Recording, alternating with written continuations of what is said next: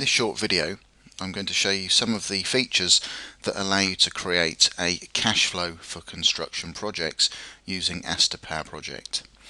Obviously there's many ways that money can be spent and earned, and this is dictated by the client and or the form of contract. And whilst not satisfying every scenario in detail, this video will give an insight into how costs, income and resources can be added to our projects in a variety of different ways to create a cash flow program. During the presentation we're going to be looking at a construction program which is broken into three sections: the procurement section, construction and prelims, and this is going to allow me to demonstrate different ways of adding costs and resources. So I'm going to start off in the procurement section. And Powerproject allows us to have multiple activities per line, each of which can overlap here, and this feature is perfectly suited to the creation of procurement strings where many activities can happen for the same event. For example, for each item we may have out to tender, drawings, order, manufacture, etc., and these activities link through to the main part of the program. So in the procurement program we're going to demonstrate two very basic ways to add resources and costs. Powerproject allows us to allocate labour, plant and materials. Labour and plant are created as permanent resources, and this is the hierarchical structure of resources that we have for our project. So within labour we are split into a variety of different skills. Bricklayers, carpenters you see is broken down further, and there are labour. And then with our plant we have a variety of plant that we're using. We're going to look at each of these in more depth later on, but we're going to concentrate on this resource here called surveyors. And what we're going to do is we're going to allocate surveyors to the out to tender activity for each procurement line. So I'm just going to open this up, and we have three histograms as well at the bottom here. So the allocation of the number of surveyors, a S-curve if you like of total project costs, and a cost to date by week of our project costs as well. So first of all we'll look at our surveyor resource, and you can see here that they're costing us £25 per hour, and we can allocate in a number of different, you can configure the any one that you want, any rate that you want of cost and income for a resource. So the more that a resource works or is used, the more that it will cost us. Here we have a £25 an hour rate set by default.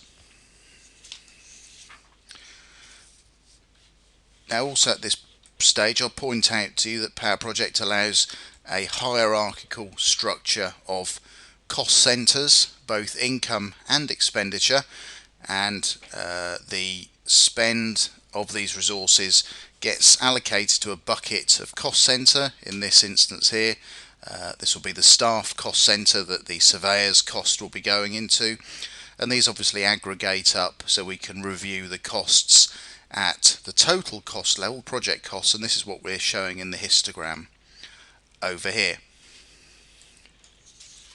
So let's look at allocating surveyors, and the easiest way to allocate these is just to type in a number of surveyors that's going to work on the out to tender activity. So we're just going to type 1 in there, and you can see immediately I type 1 in, we get 1 appearing on our histogram of surveyors required. Our S-curve of cost goes up to £2,000, and our weekly cost graph appears as well.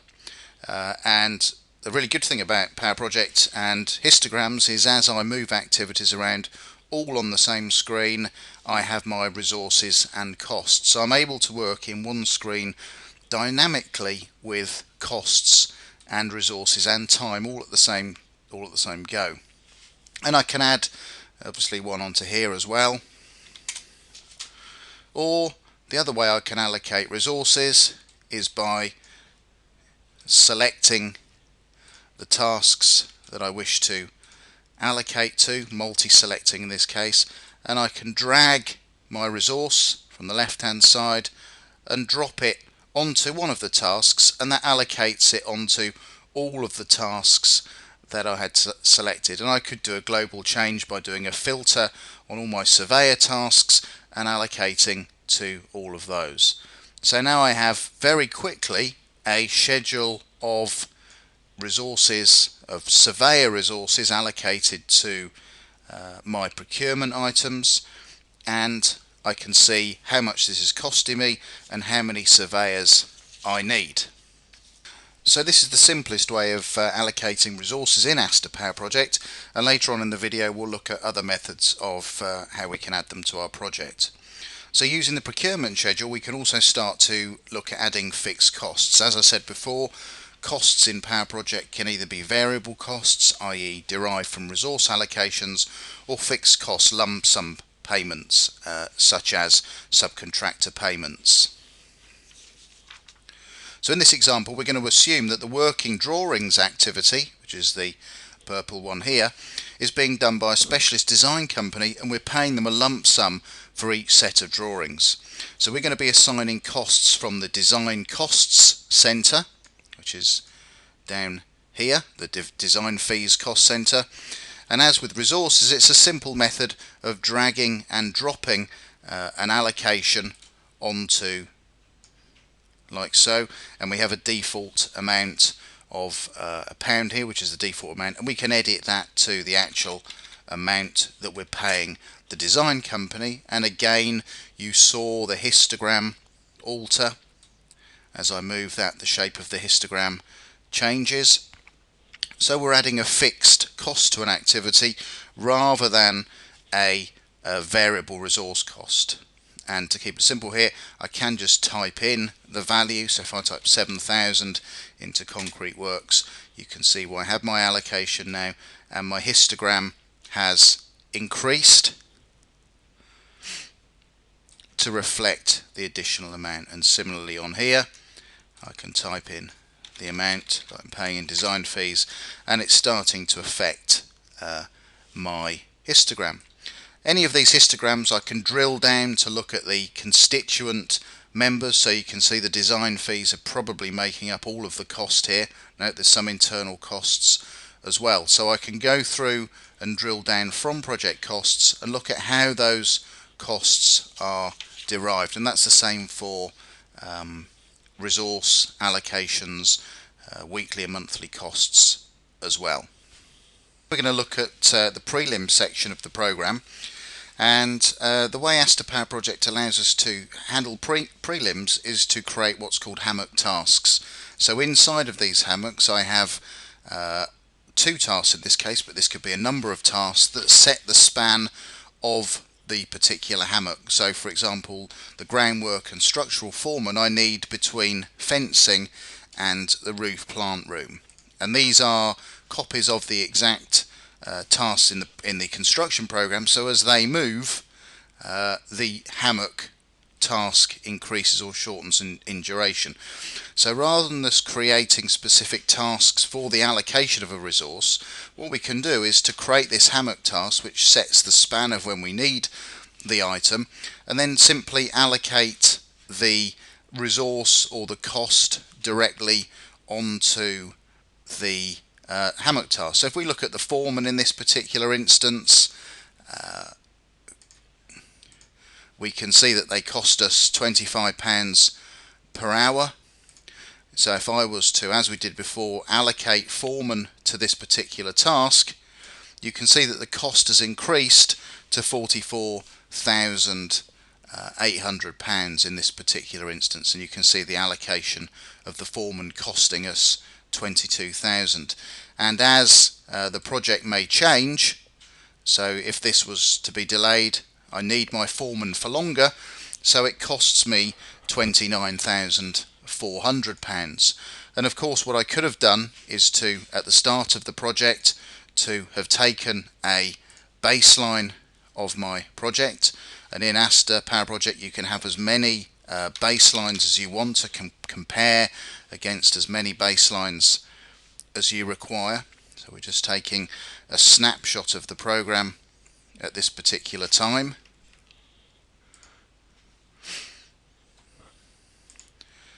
if we just reference our baseline, you can see that we had a planned cost of 22,000, but if we were to extend this now, we can see now the variation from our planned cost, and Asta has a full earn value and cost portfolio of data that we can report on.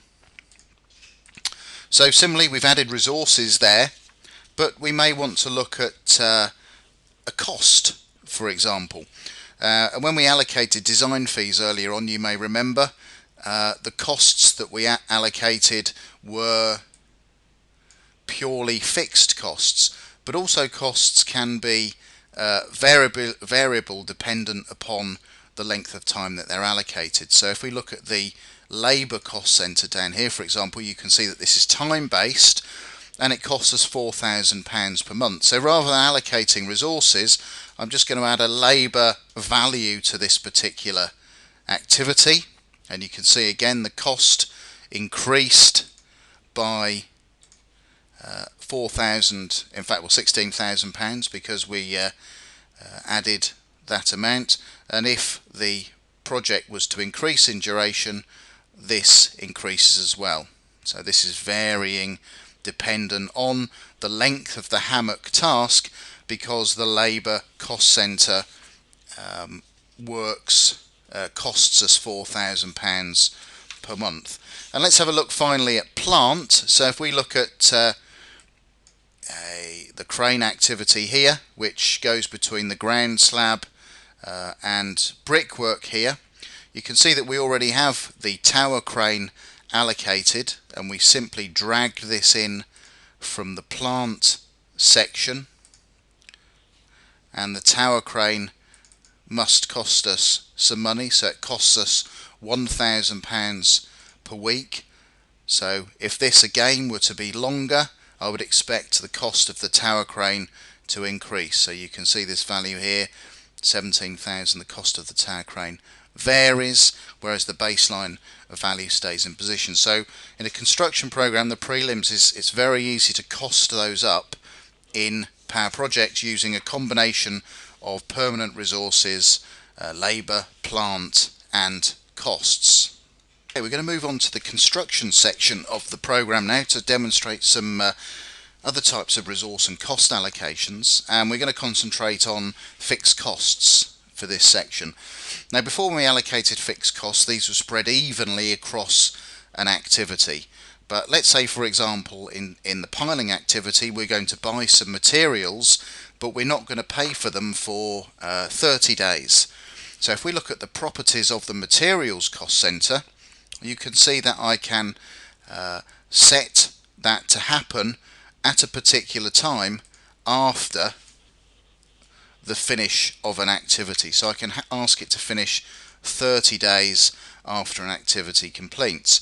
So if I was to add the materials to this, you can see that my cost allocation actually occurs 30 days after the completion of the activity. So this could be used for retentions, for example, or when we're expecting to be paid on jobs, or when we're expecting to pay out. So when I move this activity, if this activity moves, I always retain the 30-day differential between the task and the cost allocation. And of course I could set this to happen at the start of a task, before the task starts, if you like. A variety of different ways of configuring that, but every time I add the materials on here, it's always a 30-day lag, and I'm able to change the value to whatever I want, and again the histogram alters itself. So that's an example of using fixed costs to create what Asta calls point spends. The final thing in terms of costing that we're going to look at is materials or consumable resources, as we call them in Powerproject. And you can see I have a structure here of bricks, common bricks, engineering bricks, facing bricks, special bricks, and my common bricks are costing me 12 pence each, and the money goes into the materials cost centre. So what I can simply do here to allocate bricks to activities, so I've got the superstructure program here. If I was to say here there were 10,000 bricks, that's costing me £1,200 because it's 12 pence a brick, and it moves the histogram. The cost of my material starts to move, and again, if I move my activity, the cost graph moves. And again, so I can just go through here quickly, putting in the amount of bricks that I'm using. Of course, this could be copied in from Excel if we already have, or brought in from a bill of quantities if that's already been created. But that's another way of bringing costs in. So we've looked at bringing costs in from labour, from plant, from materials, and from fixed costs, either spread across a task, time-based, or in terms of point spend. One thing we're going to look at to complete the cash flow video is getting income into our project. So Powerproject uniquely allows us to add income in, so we can compare these to our costs to work out the profitability or otherwise of our projects. And income can come in a couple of ways. We looked at resources and how they could have cost rates. Resources can also have income rates. So if we have fee earning people, maybe we're an architectural company and we're earning money by booking people out, that's one way that we can get money in. So every hour that this resource is allocated, we're going to earn £28.75. So in this instance we'd be making £3.75 per hour. And the other way is to add fixed costs, and that's the simplest way to do it. So you can see down here we have an income cost center, so we're not looking at exporting out to Excel and changing things to minuses and messing around with things like that. All we're doing is we're adding an income allocation onto an item here. So I'm going to say the substructure,